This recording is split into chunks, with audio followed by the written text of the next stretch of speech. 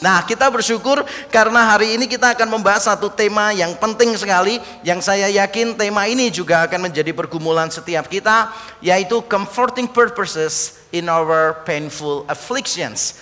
Tujuan-tujuan yang menghibur, yang sangat menghibur kita di dalam penderitaan kita. Nah, saudara, saya ingin memulai dengan berkata begini. Bedanya apa? Saudara itu ada di sebuah mobil ketika saudara tersesat dengan ketika saudara liburan. Lihat nih. Gambar yang satu kelihatan sekali orangnya sedang sedih mengecek peta. Saudara tahu foto ini tidak mungkin diambil sekarang. Pasti beberapa tahun yang lalu sebelum zaman teknologi maju, karena memang modelnya begitu. Saya dulu waktu kuliah di Amerika bawaannya juga begini kan begitu. Jadi banyak petanya gede begitu. Yang satunya adalah orang yang kelihatannya wah luar biasa, tangannya dinaikkan ke atas begitu. Nah, apa yang membuat beda? Mengapa orang yang pertama tangannya begini? Yang kedua mereka bisa kelompoknya ngangkat tangan ke atas. Kenapa bisa mereka mengangkat tangan ke atas? Jawabannya gampang, karena mobilnya memang tidak ada kapnya, tidak ada penutupnya. Bukan ya, konyol banget ya. Bukan. Mengapa mereka mengangkat tangan di atas? Karena they were so excited. Mereka mungkin pergi ke satu tempat yang mereka inginkan luar biasa. Tidak mungkin mereka ada di mobil dan berteriak hore itu ketika sedang menuju sekolah mau ujian. Tidak mungkin. Dia pergi ke liburan, ada tujuan. Nah, bayangkan saudara disuruh memilih. Saudara itu ada di mobil 2 jam keliling-keliling tapi tersesat, dengan 8 jam tapi saudara menuju tempat wisata. Saudara pilih yang mana? Tidak usah dijawab, pasti sudah tahu kan ya. Kita pasti inginnya adalah yang 8 jam. Lebih lama, benar lebih lama, tapi nggak ada masalah karena ada tujuannya yang jelas. Kalau tersesat walaupun 2 jam tapi tidak ada tujuannya, itu membuat perjalanan kita menjadi perjalanan yang sangat menyiksa. Nah, hari ini kita perlu belajar tujuan di balik penderitaan kita. Kenapa? Karena tujuan memberikan kekuatan dan pengharapan. Mengapa memberikan kekuatan? Karena kita tahu tidak ada usaha yang terbuang. Mengapa memberikan pengharapan? Karena semakin dekat dengan akhir perjalanan. Jadi ketika kita menderita, kita harus tahu tujuannya apa nih. Ketika kita tahu penderitaan kita punya tujuan yang baik, jadi di tengah situasi yang buruk ada tujuan yang baik, maka kita tahu whatever we are facing right now itu bukan sesuatu yang meaningless. Itu sesuatu yang punya arti untuk kita. Tidak ada satupun usaha air mata kita, tidak ada satupun penderitaan kita yang akan terbuang percuma. Karena kita tahu ada tujuannya.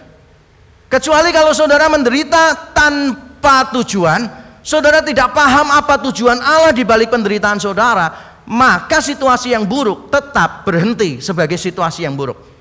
Tapi begitu saudara tahu ada maksud Tuhan di balik penderitaan, maka saudara punya pengharapan. Karena tiap kali saudara menjalaninya, terus menjalaninya, berarti saudara semakin dekat dengan tujuan itu. Semakin dekat dengan tujuan itu. Dan pada akhirnya saudara akan berhenti di akhir perjalanan. Dan saudara menengok ke belakang. Dan saudara akan bersuka cita. Tidak ada satupun yang akan saudara tangisi lagi. Karena saudara tahu dengan benar hidup saudara seperti apa. Tapi tampaknya banyak orang itu tidak bisa paham. Tidak bisa tahu cara menghadapi penderitaan seperti apa. Kalau misalnya saya mengatakan kepada saudara, di tengah penderitaan saudara, apa yang saudara paling harapkan? Jawabannya apa? Ketika saudara sakit, yang paling saudara harapkan apa? Sembuh. Gampang sekali ya jawabannya ya. Kalau saudara miskin, yang paling saudara harapkan apa? Kaya. Kalau saudara punya istri cerewet, ngomong gak bisa berhenti, yang saudara harapkan apa? Istrinya bisu? Enggak? Atau kita dibuat Tuhan tuli? Enggak bisa dengar? Enggak kan? Kita seringkali cara berpikirnya itu cuma begitu aja. Ketika ada masalah, yang menggembirakan kita adalah masalah itu diambil. Dan itu sudah selesai. Makanya tidak heran orang Kristen kalau berdoa selalu gini, Tuhan tolong ambil masalahku. Di beberapa gereja doanya begini tuh, pemimpin pujiannya. leading worshipernya itu ngomongnya begini, Tuhan, untuk jemaatmu yang tidak bisa hadir hari ini di dalam ibadah karena mereka punya masalah, punya halangan, kami berdoa ya Tuhan, hancurkan halangan-halangan itu. Padahal yang membuat dia nggak bisa datang, anaknya itu sakit panas. Kalau Tuhan hancurkan anaknya bagaimana coba, ayo. Yang membuat dia nggak bisa datang itu karena suaminya nyebelin banget begitu. Nah terus Tuhan mau menghancurkan suaminya, bagaimana dong ceritanya? Kita seringkali menjadi orang Kristen yang seperti itu, saudara, yang tidak paham apa yang kita butuhkan, yang tidak paham apa yang kita butuhkan. Jadi ketika kita minta sesuatu kepada Tuhan, kadangkala tahu nggak sih, Tuhan itu di sana ngomongnya begini sambil tangannya seperti tersalib, ya Bapak ampuni anakku ini, dia tidak tahu apa yang dia perbuat gitu. Bahkan untuk tahu yang baik di tengah situasi yang buruk, kita seringkali nggak bisa. Makanya saya mau katakan demikian. Yang lebih memilih kenyamanan daripada kebaikan akan menyamakan penghiburan dengan pelepasan dari atau pelarian dari masalah. Yang saudara butuhkan ketika saudara di dalam masalah itu bukan kelepasan dari masalah. Yang saudara butuhkan adalah penghiburan. Ketika saudara berada di dalam masalah, yang saudara butuhkan itu bukan perubahan keadaan, tetapi kekuatan untuk bertahan di dalam penderitaan itu. Sehingga di tengah situasi yang buruk, saudara bisa keluar menjadi pribadi yang lebih baik. Dan itulah doa kita seharusnya. Di tengah situasi yang buruk, we are not asking God to take away that situation. Tapi kita berkata kepada Tuhan, Tuhan, melalui situasi yang buruk ini, tolong aku, supaya aku bisa keluar menjadi pribadi yang lebih baik. Amin. Susah ya bilang amin ya. Masa pandemi ini amin susah, tertawa juga susah. Pendeta pun juga sulit, saudara. Pandemi ini waduh, jadwal saya itu padat sekali, tapi menyiksa semua. Kenapa? Gak bisa melucu. Soalnya kalau melucu pun orang tertawa juga nggak kelihatan, semuanya pakai masker nggak kelihatan, paling kelihatannya cuma matanya tambah sipit. Tapi yang sipit kalau terus tertawa kelihatan tidur gitu, saudara. Jadi percuma melawak, nggak lucu, nggak usah ketawa. Orang lagi sharing kok malah ketawa ya. Jadi susah sekali untuk membuat orang lain tertawa, apalagi di depan Zoom gitu kan, nggak bisa lihat responnya orang begitu kan, lucu-lucu sendiri gitu kan ya, tertawa-tertawa sendiri gitu. Rasanya kayak aduh susah banget hidup di masa pandemi ini. Tapi jangan khawatir, hari ini kita akan belajar bahwa ada tujuan-tujuan yang menghiburkan di tengah penderitaan-penderitaan kita. Dan kita akan membaca dari satu ayat, yaitu dari 2 Korintus 1 ayat 3 sampai yang ke-11. Mari kita membaca bersama-sama secara bergantian. Yang hidupnya penuh dengan penderitaan membaca ayat yang ganjil, yang hidupnya tenang-tenang seperti saya membaca ayat yang genap ya. Silakan orang-orang yang ganjil memulai dulu. 1, 2, 3. Oh banyak banget ya, kasihan jemaat sini ya. Kasihan banget ya. Pastor Mike perlu banyak berdoa untuk jemaatnya ya. Oke, saya bacakan yang ganjil, saudara semua yang genap ya. Oke, mari kita baca. Terpujilah Allah Bapa Tuhan kita Yesus Kristus, Bapa yang penuh belas kasihan dan Allah sumber segala penghiburan, yang menghibur kami dalam segala penderitaan kami, sehingga kami sanggup menghibur mereka yang berada dalam bermacam-macam penderitaan dengan penghiburan yang kami terima sendiri dari Allah. Sebab sama seperti kami mendapat bagian berlimpah-limpah dalam kesengsaraan Kristus, demikian pula oleh Kristus kami menerima penghiburan berlimpah-limpah. Jika kami menderita, hal itu menjadi penghiburan dan keselamatan kamu. Jika kami dihibur, maka hal itu adalah penghiburan kamu, sehingga kamu beroleh kekuatan untuk dengan sabar menderita kesengsaraan yang sama seperti yang kami derita juga. Dan pengharapan kami akan kamu adalah teguh, karena kami tahu bahwa sama seperti kamu turut mengambil bagian dalam kesengsaraan kami, kamu juga turut mengambil bagian dalam penghiburan kami. Sebab kami mau saudara-saudara supaya kamu tahu akan penderitaan yang kami alami di Asia Kecil. Beban yang ditanggungkan atas kami adalah begitu besar dan begitu berat, sehingga kami telah putus asa juga akan hidup kami. Bahkan kami merasa seolah-olah kami telah dijatuhi hukuman mati. Tetapi hal itu terjadi supaya kami jangan menaruh kepercayaan pada diri kami sendiri, tetapi hanya kepada Allah yang membangkitkan orang-orang mati. Dari kematian yang begitu ngeri, Ia telah dan akan menyelamatkan kami. Kepadanya kami menaruh pengharapan kami bahwa Ia akan menyelamatkan kami lagi. Karena kamu juga turut membantu mendoakan kami, supaya banyak orang mengucap syukur atas karunia yang kami peroleh berkat banyaknya doa mereka untuk kami. Amin, amin. Hari ini teks kita panjang sekali dari ayat 3 sampai ayat yang ke-11. Dan biasanya kalau saya khotbahnya detail. Tapi saya tidak akan berkhotbah detail untuk semua ayat tadi. Saya sudah tahu selama pandemi hidup kita sudah cukup sulit, sehingga saya tidak akan menambah kesulitan hidup kita. Dan bulan depan saya juga masih akan ada di tempat ini lagi, melanjutkan teks yang sama. Jadi hari ini saya tidak akan mempersulit saudara, karena kita masih punya waktu untuk bulan depan.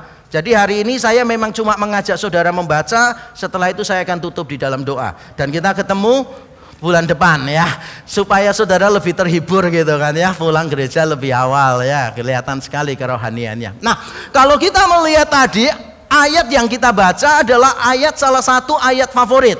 Siapa yang menjadikan ayat tadi ayat favorit selama ini? Coba angkat tangan, yang di rumah nggak usah ya, saya nggak bisa lihat.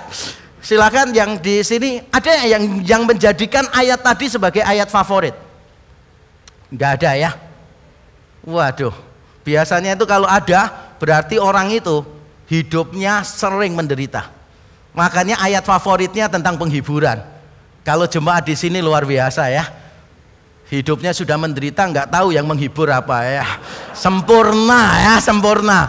Nah saudara, kalau kita membaca ayat tadi saudara, kita perlu bertanya, mengapa sih Paulus itu perlu membahas tentang penghiburan? Dan saudara tahu kata penghiburan, menghibur itu muncul paling banyak di mana? Di adijasa, tempat persemayaman, karena ada banyak ibadah penghiburan, bukan saudara ya. Jadi begini, kata menghibur dan penghiburan itu muncul di dalam Alkitab mungkin sekitar 30 kalian, 31 kalian begitu. Dan ternyata ya 30% diantaranya, jadi 10 kali muncul di dalam teks kita. Jadi teks kita itu bicara tentang penghiburan di dalam penderitaan, penghiburan di dalam penderitaan. Dan kita bertanya, mengapa Paulus perlu membicarakan itu? Jawabannya ternyata mungkin mengagetkan kita. Mengapa Paulus perlu banyak bicara tentang penghiburan? Karena Paulus adalah rasul yang tidak memiliki pasangan hidup. Enggak lah. Bukan. Mengapa Paulus perlu membicarakan tentang penderitaan dan penghiburan dari Allah? Alasannya adalah begini. Karena di dalam jemaat Korintus itu ada berbagai macam masalah, termasuk salah satunya adalah rasul-rasul palsu yang mencoba mengambil keuntungan dari pelayanan Paulus. Kita semua tahu Paulus merintis jemaat di Korintus, tapi hubungan Paulus dengan jemaat Korintus tidak pernah baik. Jadi ada banyak ups and downs di sana. Paulus tidak disukai oleh beberapa jemaat di Korintus.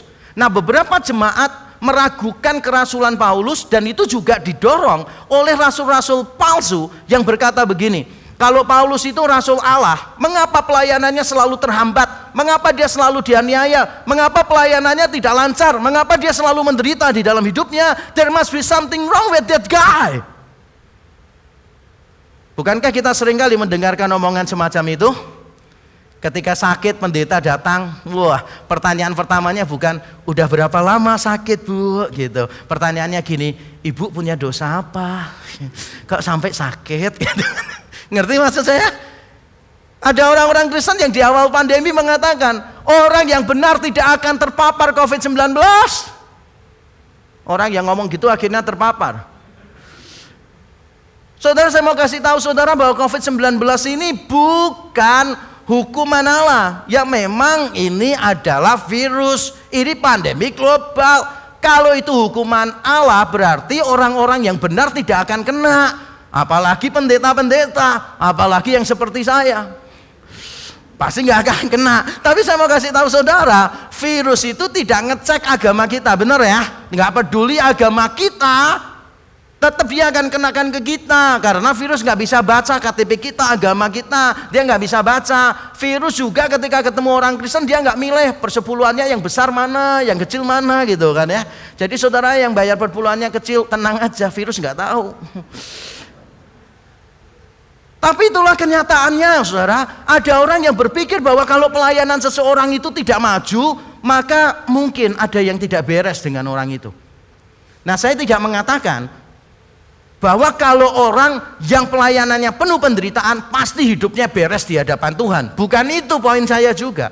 Poin saya adalah jangan melakukan generalisasi, atau istilah kerennya itu adalah gebyah uyah.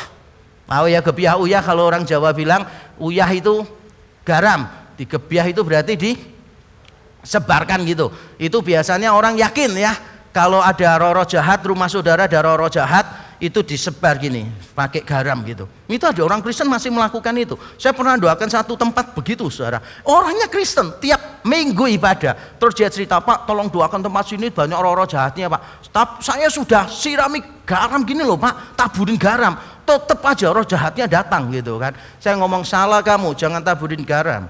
Sebab kalau setannya itu kena garam, dia tambah tekanan darahnya tinggi, repot kamu, tambah diserang. Masa ada ayatnya sih saudara ngusir setan pakai garam itu loh saudara. Saya sampai bingung, tiap minggu ke gereja belajar apa sebetulnya dia. Saya tidak mengatakan bahwa kalau orang itu penuh penderitaan diperkenan Tuhan, bukan juga sih. Tapi kita tidak boleh melakukan generalisasi. Yang terjadi pada Paulus, dia dituduh karena penderitaan terus-menerus ada dalam hidupnya. Dan nanti bulan depan sesi kedua saya akan menunjukkan penderitaan apa yang dialami oleh Paulus sampai membuat dia putus asa. Nanti bulan depan. Tapi saya sekarang ingin memberitahu saudara bahwa Paulus itu dicibir, dituduh bukan rasul yang baik. Karena kalau dia rasul Allah yang benar, harusnya hidupnya lancar-lancar saja dong. Harusnya pelayanannya berkembang-berkembang dong. Tidak banyak masalah dong. Kalau sampai bermasalah, there must be something wrong. Nah, Paulus ingin menjawab itu. Paulus ingin berkata begini, salah kamu. Yang membuktikan seseorang diperkenan Allah atau tidak, bukan dari jumlah penderitaannya, tapi dari jumlah penghiburan yang dia terima dari Tuhan. Bukan dari jumlah penderitaannya, tapi dari jumlah penghiburan yang dia terima dari Tuhan. Jadi Paulus ingin mengatakan, kamu salah. Kalau memandang aku semakin menderita, berarti hidupku semakin berdosa. Salah. Karena semakin aku menderita, aku semakin melihat intervensi Allah di dalam hidupku. Allah menghibur aku, dan itu membuktikan bahwa Paulus diperkenan oleh Allah. Itu cara berpikirnya Paulus. Nah, sekarang kita akan lihat satu persatu, saudara. Apa sih tujuan ilahi di balik kesengsaraan? Apa tujuan ilahi di balik kesengsaraan? Nah, hari ini kita akan belajar dua saja. Bulan depan saya akan lanjutkan dengan poin-poin berikutnya. Nah, yang pertama saudara adalah supaya kita mengenal Allah secara lebih personal. Saya bacakan ayat 3 dan 4. Terpujilah Allah Bapa Tuhan kita Yesus Kristus, Bapa yang penuh belas kasihan, dan Allah sumber segala penghiburan, yang menghibur kami dalam segala penderitaan kami, sehingga kami sanggup menghibur mereka yang berada dalam bermacam-macam penderitaan dengan penghiburan yang kami terima sendiri dari Allah.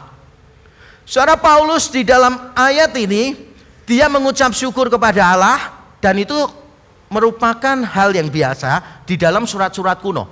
Jadi surat-surat kuno itu setelah memberitahu dari siapa kepada siapa salam, lalu mesti diikuti oleh ucapan syukur. Semua surat Paulus pasti begitu, kecuali surat Galatia. Surat Galatia tidak ada ucapan syukurnya, karena persoalannya sangat penting sekali, sangat krusial, sangat fatal. Kesalahan jemaat Galatia mempercayai Injil yang palsu, Injil yang lain. Maka Paulus tampaknya tidak punya waktu untuk basa-basi, kemungkinan begitu.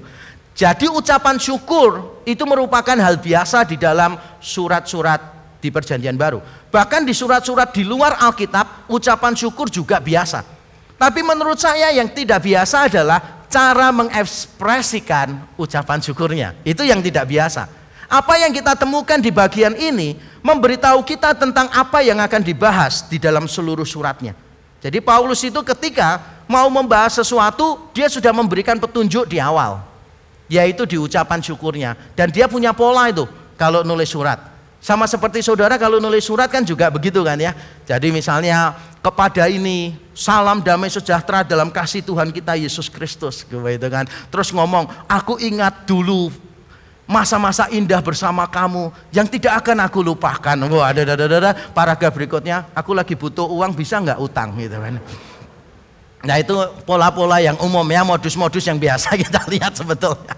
Nah saudara, Paulus di sini mengucap syukur, dan menariknya Paulus mengucap syukurnya itu dia menyebut Allah Bapa Tuhan kita Yesus Kristus sebagai Bapa yang penuh belas kasihan dan Allah sumber segala penghiburan.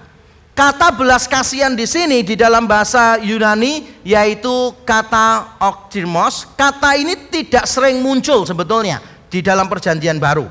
Tidak sering muncul. Dan kata ini ketika muncul berkaitan dengan orang yang sedang memberikan kebaikannya kepada pihak lain yang sebetulnya berdosa atau bersalah. Misalnya saudara ingat di dalam Roma 12. Saudara, demi kemurahan Allah aku menasihatkan kamu gitu, supaya kamu mempersembahkan tubuhmu sebagai persembahan yang hidup, yang kudus, yang berkenan kepada Allah. Itu dipakai kata kemurahan di sana, kata yang sama dipakai di sini. Lalu di dalam Ibrani pasal yang ke-10 kata ini dipakai dengan kalimat begini. Siapa saja yang melanggar perintah Musa, orang itu akan dihukum mati tanpa oiktirmos. Tanpa apa? Tanpa belas kasihan. Tapi belas kasihan di sini ditujukan kepada orang yang bersalah, orang yang berdosa. Sama seperti kita berdosa diselamatkan oleh kemurahan Allah, oleh belas kasihan Allah. Kata yang sama. Jadi ketika kita berdoa kepada Allah, saudara, kita ini boleh menyebut nama Tuhan sesuai dengan situasi kita. Jangan selalu doanya sama terus gitu. Beberapa orang itu kan kelihatan doanya sama. Misalnya gini, Bapak kami yang ada di surga gitu, dikuduskanlah namamu. Terus selesai, amin. Selalu sama. Jangan. Saya kadangkala kalau doa itu beda-beda. Kadang saya cuma ngomong gini, Bapak anakmu mau lapor gitu. Nggak apa-apa tuh, memang saya anaknya kok. Saya mau lapor sama dia kok. Gak selalu saya berdoa itu kayak suasananya formal gitu. Biasanya kalau hidup saya biasa-biasa saja. Wah, doa saya juga biasa-biasa saja. Jadi saya datangnya ke Tuhan, Tuhan terima kasih untuk waktu ini, Engkau baik, hidupku lancar, kami bersyukur. Tapi kalau ada masalah, disakiti orang, disalahpahami orang, dikhianati orang gitu, mosok gayanya tetap gitu sih. Ya enggak lah, saya datang ke Tuhan, gak pakai formalitas, wong dia bapak saya kok. Saya langsung ngomong, Bapak kok ono sih wong jahat ngono urip terus sih. Kok ada sih orang jahat kayak gitu masih terus hidup gitu. Loh kadang-kadang kita jujur, bener gak sih? Kita nggak mau membenci orang, makanya kita tumpahkan perasaan kita di depan Tuhan. Sebab kalau kita tidak membiasakan diri menumpahkan perasaan kita di depan Tuhan, nanti kita menumpahkan perasaan kita di depan orangnya, ya kan? Bener gak sih? Harus beres dulu dong dengan Tuhan, ya kan? Jadi orang itu harus mengampuni, jangan punya dendam, benar. Tapi bagaimana kita supaya tidak punya dendam? Ya kita jujur di hadapan Tuhan lah. Kalau kesel ya ngomong sama Tuhan, kesel.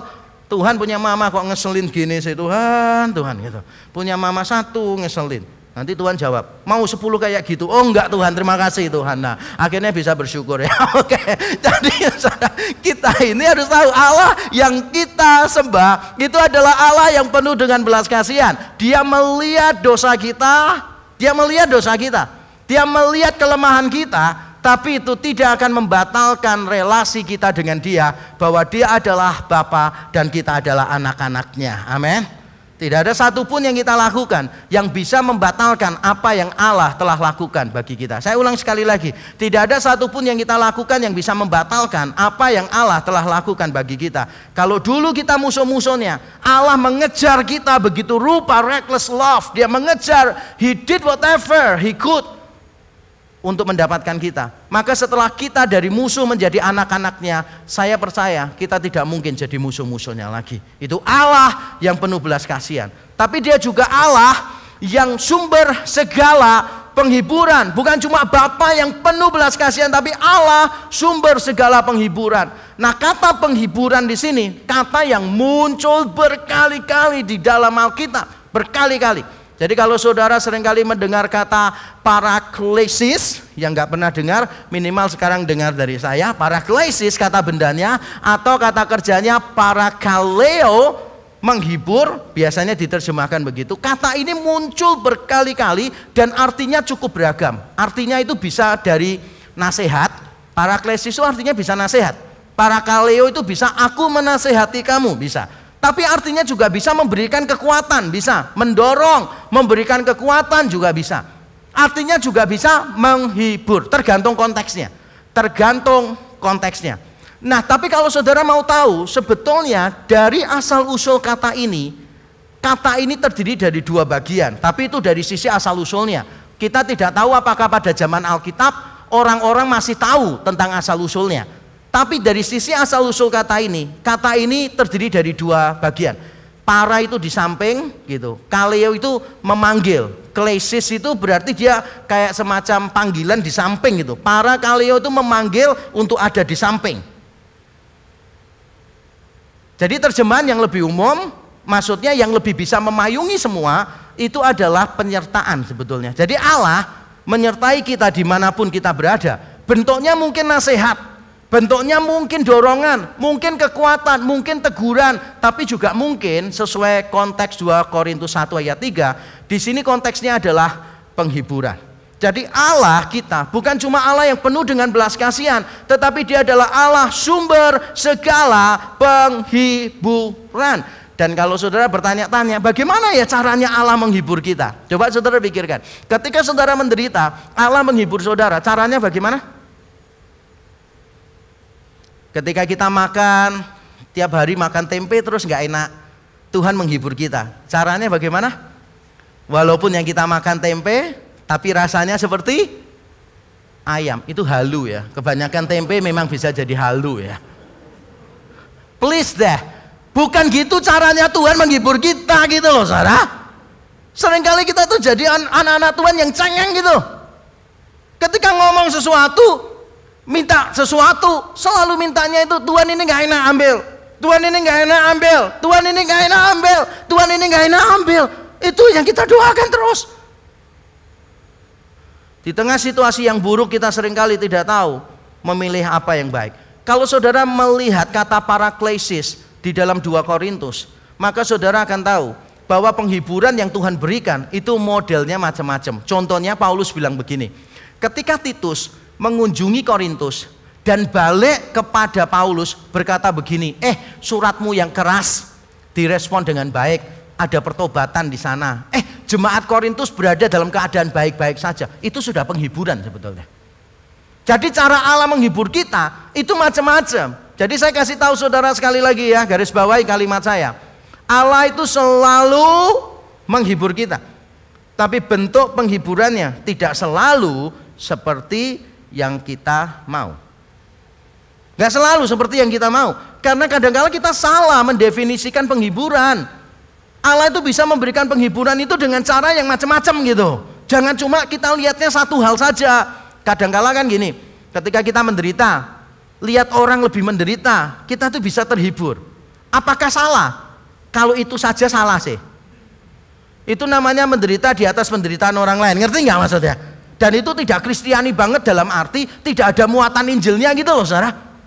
Kan kita seringkali terhibur hanya untuk gitu aja kan ya. Diomongin gini, kamu tuh nggak usah kayak gitu, mamamu tuh nggak seberapa kok, kamu belum tahu mamaku tuh langsung, aduh puji Tuhan, mamaku bukan itu, puji Tuhan gitu kan. Terhibur gitu, hanya gara-gara melihat orang lain lebih menderita gitu. Rasanya alasannya rendah banget ya. Jadi kita tuh kadang-kala dihibur Tuhan itu dengan cara begini loh, puji Tuhan ya, walaupun penderitaan luar biasa, aku semakin mengenal Tuhan. Aku semakin mengenal Allah itu seperti apa. Nah itulah yang dimaksud oleh Paulus, karena Paulus tadi mengatakan bahwa ketika dia menderita, dia berjumpa dengan Bapa yang penuh belas kasihan, Allah sumber segala penghiburan. Tujuannya apa? Supaya dia bisa Menolong orang lain, menghibur orang lain dengan apa? Dia mengatakan begini, dengan penghiburan yang kami sendiri terima. Perhatikan kata sendiri di situ. Saya sudah cek di teks Yunaninya, memang ada kata sendiri di situ. Yang kami sendiri terima dari Allah. Jadi Paulus bukan cuma menghibur orang lain dengan konsep teologis, bukan. Tapi dia menghibur orang lain dengan pengalamannya bersama dengan Tuhan. Bukan berarti teologi tidak penting. Saudara tidak mungkin memiliki kerohanian yang sehat tanpa teologi yang tepat dan kuat, nggak mungkin. Kalau mau memiliki kerohanian yang sehat harus punya teologi yang tepat dan yang kuat. Tetapi kalau teologi saja itu tidak cukup untuk hidup kita. Kita ketika menderita, saudara, bayangkan ya, saudara di masa pandemi menderita luar biasa, kehilangan orang yang saudara kasihi, saudara kehilangan pekerjaan, penghasilan drop sampai 80% misalnya begitu. Lalu ada orang datang kepada saudara dan berkata begini, tahu nggak? Ada buku bagus nih, Alvin Plantinga, God, Freedom and Evil. Coba kamu baca. Tahu nggak sih, di tengah-tengah liburan yang menyenangkan saja, kita membaca buku itu walaupun tipis, kita tuh merasa tersiksa di tengah liburan. Buku itu bukan buku yang gampang untuk dipahami. Apalagi saudara sedang menghadapi penderitaan, dikasih orang buku itu gitu. Mau baca buku nggak? Ini karangannya Ravi Zacharias dan Vince Vitale, Why Suffering gitu. Itu lebih tebal lagi, saudara. Ketika orang menderita, seringkali orang tidak butuh khotbah dari kita, benar nggak sih? Apakah berarti orang tidak butuh teologi? Butuh, tapi bukan teologi titik, bukan. Tapi teologi yang dialami, teologi yang dihidupi. Kalau cuma memberi teologi, orang pasti muak, mau muntah dengan kita. Karena ketika orang sedang menderita, orang itu merasa bahwa orang lain nggak bisa paham perasaannya dia, and that's true. You have the right to feel that way, karena nggak ada orang yang bisa paham saudara memang. Tapi ketika saudara melihat ada orang lain yang membawa teologi yang dia hidupi, seperti Paulus di sini, masa Paulus itu tidak tahu sih dari dulu kalau Allah penuh belas kasihan? Kira-kira tahu nggak? Perjanjian lama banyak kok ayatnya, dia ahli perjanjian lama kok. Dia masa nggak tahu bahwa Allah itu sumber segala penghiburan? Ya tahulah. Tapi dia baru mengenal secara pribadi ketika dia mengalami berbagai penderitaan dan dia berjumpa dengan Allah. Sama seperti Ayub, Paulus mungkin berkata, dulu dari kata orang saja aku mendengar tentang engkau, tapi sekarang mataku sendiri melihat engkau. Saya ingin supaya penderitaan itu membuka mata kita melihat Allah yang sesungguhnya, bukan sebagai sebuah konsep yang abstrak, yang kering, yang di awan-awan, tetapi sebagai pribadi yang relasional dengan kita. Makanya Paulus mengatakan dia Bapak, bukan cuma Allah, tapi Bapak yang penuh belas kasihan. Saudara kalau mau berkata, oh aku kenal Bapak, Bapak itu maha pengampun, berarti itu mengasumsikan saudara itu orang berdosa, menyadari begitu. Saudara mau mengenal Allah secara lebih personal enggak? Biasanya kan kita kepingin mengenal secara lebih personal, tapi saudara tahu enggak, jalan mengenal Allah secara personal itu enggak gampang. Kalau saudara cuma mau mengenal Allah secara konseptual, gampang. Ikut seminar-seminar. Apalagi Gibeon, kalau seminar mesti bayarnya murah ya kan? Walaupun pembicaranya bukan murahan loh ya. Tapi murah. Mungkin karena di sini uang nggak ada nomor serinya mungkin ya. Bukan ya. Karena ingin membantu supaya banyak orang belajar kebenaran dengan baik gitu. Saudara kalau mau mengenal Allah secara konseptual, saudara cuma butuh seminar. Saudara bisa cari STT yang bagus gitu, saudara. Saya nggak perlu nyebut nama STT saya tentu saja, karena tadi sudah disebut. Nah, saudara hanya perlu beli buku-buku dan saudara membaca, maka itu cukup saudara mengenal Allah secara konseptual. Tapi kalau mau mengenal Allah secara personal, itu berarti engkau mengizinkan Allah bekerja di dalam hidupmu dengan semua situasi yang buruk di dalamnya. Amin. Saya kasih satu contoh orang yang terkenal, yang bernama Dietrich Bonhoeffer. Siapa yang tahu Dietrich Bonhoeffer? Oke, luar biasa ya, banyak yang tidak tahu. Oke, Nah masalah, Dietrich Bonhoeffer. Dietrich Bonhoeffer ini adalah seorang rohaniwan, teolog. Dia penentang Nazi di Jerman.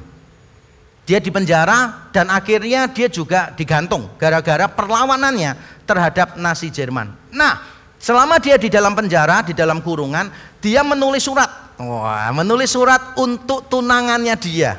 Wah, ini salah satu surat yang dia tulis. Bentuknya puisi. Nah, ini dia isinya. Luar biasa ya. Should it be ours to drain the cup of grieving, even to the dregs of pain. At thy command we will not falter, thankfully receiving all that is given by thy loving hand. Ini orang baca langsung nangis, saudara. Gak ada kata lain yang lebih enak, gak ada kata lain maksudnya yang lebih gampang diterjemahkan itu kan. Ini kata-katanya luar biasa sih, saudara. Jadi kalau saya terjemahkan begini ya, ini luar biasa. Saya merenungkan kalimat ini, waduh luar biasa. Seandainya akan menjadi bagian kami untuk menguras cawan kesedihan sampai pada ampas kesakitan.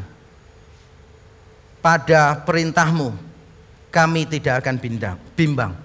Dengan ucapan syukur menerima segala sesuatu yang diberikan oleh tanganmu yang mengasihi kami. Ini ditulis pada waktu di penjara, bukan pada waktu di tempat wisata.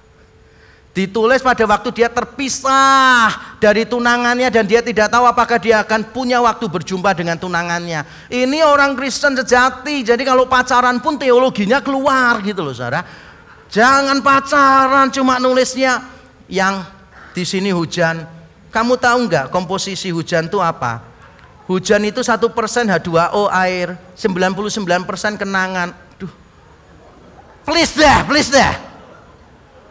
Yang cinta itu bagiku seperti apa sih yang? Cinta itu bagiku seperti air. Itu loh, orang kencing di dalam kolam. Tidak terlihat, tapi kehangatannya terasa. Menjijikan banget sih. Please ya, kalau pacaran yang teologis ya, yang teologis. Ini contoh nih, pacaran teologis itu kayak gini. Jadi dia kasih tahu.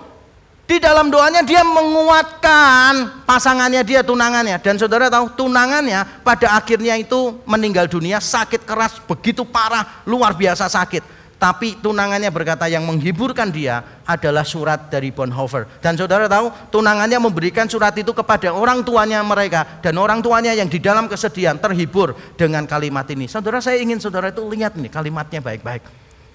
Mampukah kita berkata kepada Tuhan, kalau memang itu bagian kami, bahwa kami harus menguras cawan kesedihan, bahkan sampai pada ampas kesakitan. Pada perintahmu kami tidak akan bimbang, menerima dengan ucapan syukur segala sesuatu yang diberikan oleh tanganmu yang mengasihi kami. Yang kedua, tujuan ilahi di balik penderitaan kita adalah supaya kita memiliki persekutuan dengan penderitaan Kristus. Bukan cuma supaya kita mengenal Allah secara lebih personal, tapi supaya kita memiliki persekutuan dengan penderitaan Kristus. Mari kita baca bersama-sama yang di rumah dan yang di sini ayat yang kelima. 1, 2, 3. Sebab sama seperti kami mendapat bagian berlimpah-limpah dalam kesengsaraan Kristus, demikian pula oleh Kristus kami menerima penghiburan berlimpah-limpah. Saudara, Paulus mengatakan tujuan di balik semua kesengsaraan itu adalah supaya dia menerima penghiburan yang berlimpah-limpah. Semakin banyak kesengsaraan yang dia terima, maka dia tahu semakin banyak penghiburan yang Tuhan berikan kepada dia. Dengar saya baik-baik, ketika Tuhan memberikan kesengsaraan, Tuhan memberikannya satu paket dengan penghiburannya. Yang percaya katakan amin. Dia tidak pernah cuma memberikan penghiburan titik dan berkata good luck, semoga kamu kuat ya. Let me know kalau kamu punya masalah. Let us know. Enggak. Tuhan ketika memberikan kesengsaraan lengkap dengan satu paketnya, yaitu dengan penghiburan. Jadi kalau Allah memberikan penderitaan yang berlimpah-limpah, kata Yunaninya itu sampai meluap-luap. Bayangkan itu penderitaannya itu seperti sungai yang kencang, gitu, kencang luar biasa. Ketika saudara melihat bahwa kehidupan saudara itu seperti gambarannya itu, seperti satu lagu yang mengatakan when peace like a river attended my way, gitu kan. When apa? Gak tahu hafalnya. When sorrows like sea billows roll. Jadi ketika kesedihan itu seperti gelombang laut yang bergelora menerjang hidup kita. When sorrows like sea billows roll, kita tahu it is well with my soul. Nyamanlah jiwaku. Bukan karena Tuhan mengambil itu dari hidup kita, bukan. Tapi karena kita tahu bahwa Tuhan mengimbangi penderitaan kita dengan penghiburannya. Saudara, C.S. Lewis di dalam bukunya The Problem of Pain, dia mengutip satu orang yang bernama Josh McDowell. Dan dia berkata begini dalam kutipannya, The Son of God suffered unto the death, not that man might not suffer, but that their sufferings might be like his. Anak Allah menderita sampai mati, bukan supaya manusia tidak menderita, tetapi supaya penderitaan manusia itu menjadi seperti penderitaannya dia. Dan ini adalah penghiburan yang besar bagi kita, saudara. Ketika kita menderita, saudara, Allah selalu melengkapinya dengan penghiburan. Bagaimana saudara bisa mengenal Allah yang menghibur kalau saudara tidak mengizinkan Allah untuk memberikan penderitaan? Bagaimana saudara akan mengalami penghiburannya yang berlimpah-limpah kalau saudara cuma mau menerima kesengsaraan yang kecil? Allah akan memberikan penghiburan yang melimpah-limpah karena dia memang akan memberikan kepada kita penderitaan yang berlimpah-limpah juga. It's fair. Kalau saudara berdoa kepada Tuhan begini, Tuhan jadikan aku sabar, saudara harus siap ya, bahwa Tuhan akan memberikan orang-orang yang menjengkelkan di dalam hidupmu supaya engkau bisa belajar sabar. Dan kalau saudara misalnya jadi orang yang sombong dan saudara berkata kepada Tuhan, Tuhan tolong aku supaya aku jadi orang yang rendah hati, maka saudara harus siap, Tuhan akan bawa saudara kepada kegagalan demi kegagalan. Tuhan akan hempaskan saudara sampai ke bawah sehingga saudara bisa berkata, Tuhan, I am nothing without you. Tapi ketika saudara ada di posisi yang paling bawah, sebetulnya saudara sedang berbagi penderitaan bersama dengan Kristus. Tapi bagaimana Kristus menghibur kita di tengah penderitaan kita? Apakah dengan cara taking away our problems? No. Apakah dengan cara changing our situation? No. Tapi inilah cara Kristus menghibur kita. Semakin besar kesengsaraan kita, semakin besar pemahaman kita tentang betapa besarnya harga yang dibayar oleh Kristus untuk mendapatkan kita. Saudara dengar saya baik-baik. Seringkali kita membutuhkan banyak penderitaan supaya kita menyadari betapa banyaknya penderitaan Kristus bagi kita. Mungkin saudara sekarang berada di titik yang paling rendah dalam hidupmu karena pandemi. Engkau tidak dianggap oleh orang lain lagi. Mungkin selama ini engkau meletakkan harga dirimu di atas pekerjaan, penghasilan, keberhasilan. Masa pandemi engkau merasa hidupmu hancur berantakan karena berhalamu benar-benar dihempaskan ke tanah sampai hancur oleh Tuhan. Ketika saudara merasa nggak punya harga sama sekali, ingatlah bahwa Yesus Kristus juga tidak dihargai. Muridnya menghargai dia seperti harga seorang budak saja. Kalau saudara merasa nggak punya apa-apa dan di saat saudara paling membutuhkan banyak orang, tidak ada orang yang bisa membantu saudara. Padahal orang itu dulu saudara bantu dalam bisnisnya. Tapi sekarang saudara menghadapi keterpurukan dan mereka tidak membantu saudara sama sekali. You are fighting the devil alone.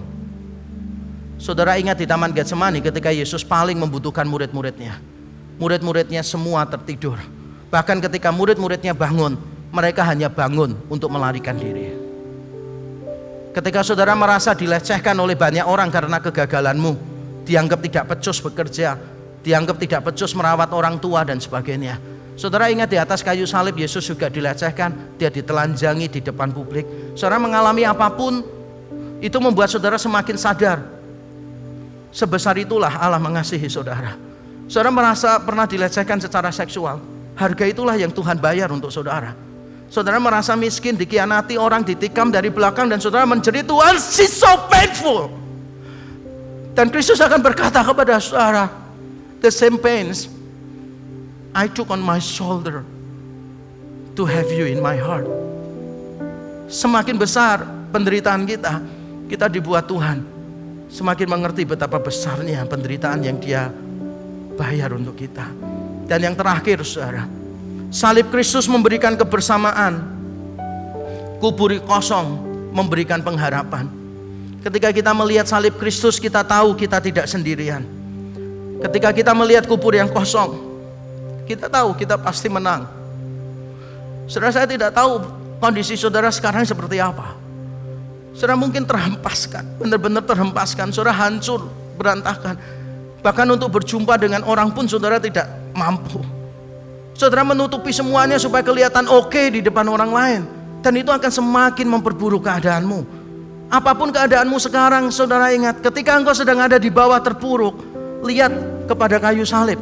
Karena di sana Tuhan menawarkan kebersamaan. Tuhan ingin berkata, you are not alone. I am with you. I am with you. I am standing. I was standing in the place that you are standing right now. I stood where you are standing. Dan ketika saudara sudah merasa tidak mampu lagi dengan semua penderitaan saudara, saudara lihatlah ke kubur yang kosong. Ketika saudara merasa bahwa kebersamaan, rasanya saudara masih membutuhkan lebih dari sekadar kebersamaan, maka lihat di dalam kubur yang kosong. Karena di situ Tuhan memberikan pengharapan. Kubur kosong itu hanya menjadi bukti kematian itu cuma sebentar saja. Keterpurukan tidak akan lama dalam hidup kita. Ada waktunya Tuhan datang dan membuat kita menang. Amin. Amin. Mari kita mengambil waktu teduh di hadapan Tuhan bersama-sama. Mari datang kepada Tuhan, tumpahkan isi hatimu kepada Tuhan.